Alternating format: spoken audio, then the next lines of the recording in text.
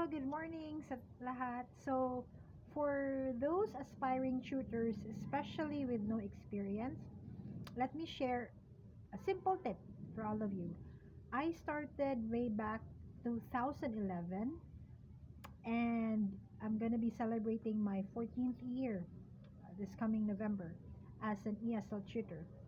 To be very honest, I didn't have any experience, no knowledge at all regarding being an ESL tutor. Una sa lahat, lakas ng loob lang talaga. You need to have the guts. You want work, you want an income, so yun, you need to have lakas ng loob. And I have a friend na nag-work sa isang ESL company and I asked her how to do it.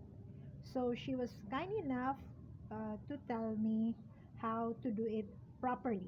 So from the interview part and then sa demo.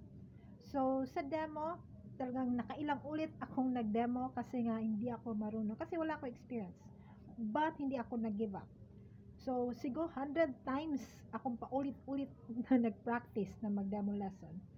And then for next you need to have talagang patience kasi nga you will be dealing with a lot of students from kids to adults, so dapat yung patience mo is super extended talaga. Alam mo yung rubber band, you have to stretch it, so ganun.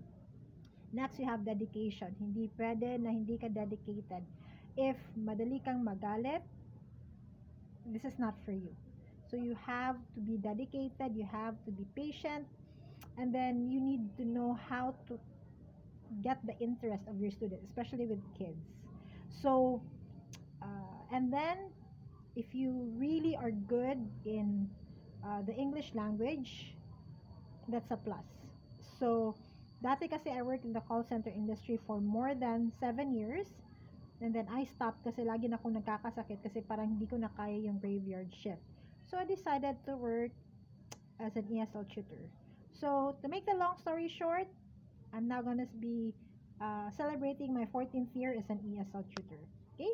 So for those na mawalang experience, please don't be discouraged right away if you fail, because I tried, like, with demo lessons with more than 100 times.